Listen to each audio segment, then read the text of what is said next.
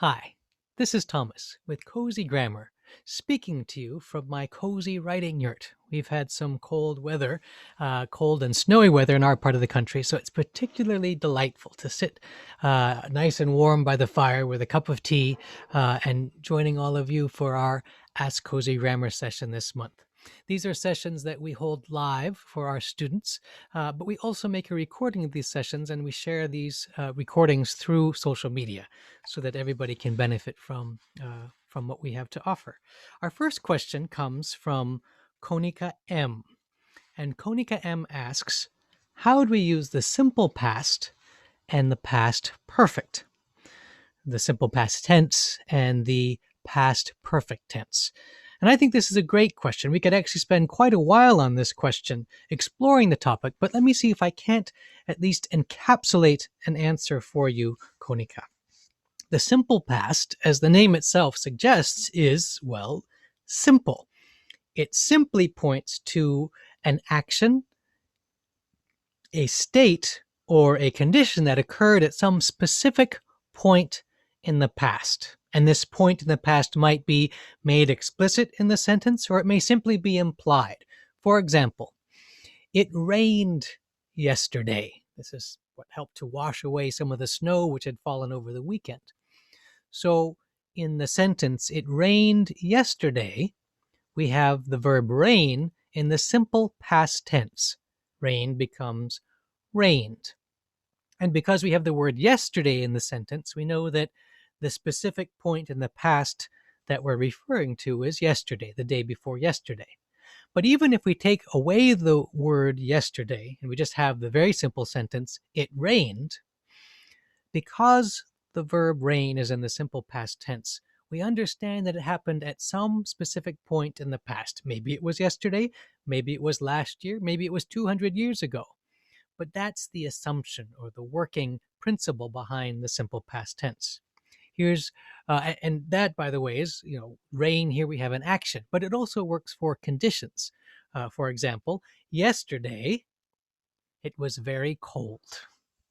So here, was is the past tense, the simple past tense form of the verb to be, which in the present tense would be is, am, or are, depending on your subject. And um, here again, because I used the word yesterday, we know we're speaking at a specific point in time, namely the day before today.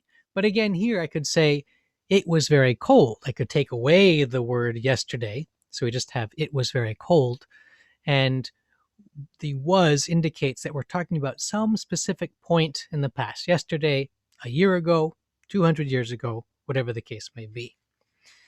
So that's the simple perfect. The past perfect has a more confusing or complicated name because one might ask, well, what's so perfect about the past perfect? Does that mean that the simple perfect is somehow not perfect? We could get confused because normally we use the word perfect to indicate something that is flawless, um, that has achieved some kind of excellence or perfection. However, here it's helpful to remember that the word perfect also means at its root complete. And when we use the past perfect, we're speaking about some action or state or condition that occurred in the past and was completed in the past. It began and it ended in the past. So, for example, it had rained and the ground was wet. Here we have a sentence which starts with it had rained, and here had rained is the past perfect form of the verb rain. It had rained, and then I've made a longer sentence. It had rained and the ground was wet.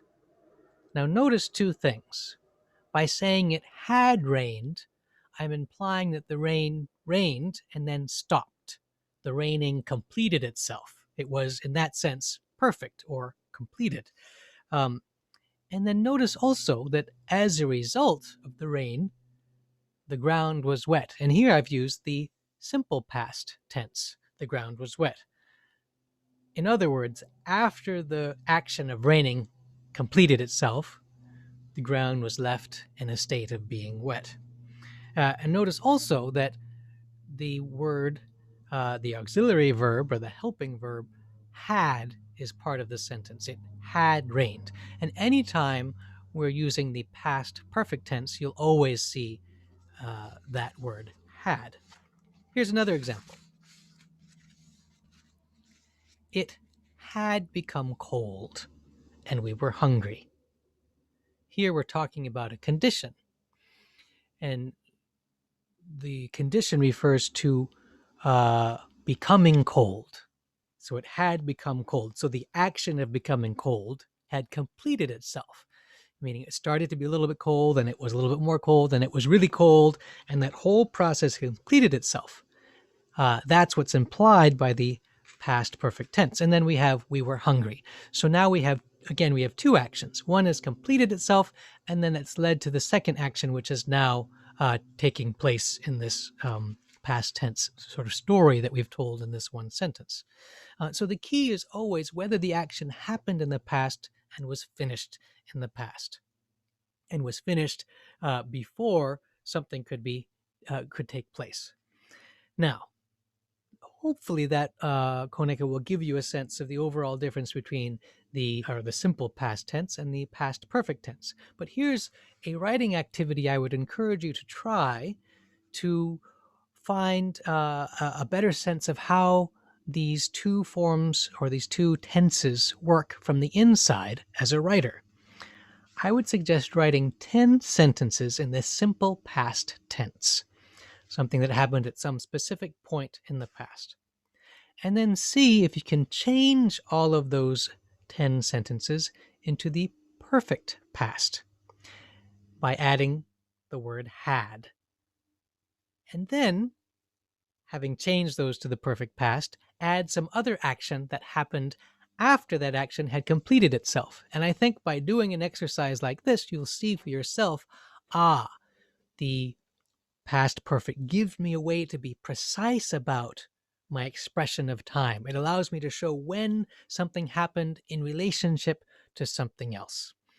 One last tip for you, Koneka. You may have heard there's one other word for the past perfect, and that's the pluperfect. That's one of these grammatical terms that can make people become very uncomfortable or wary or intimidated because it sounds very strange.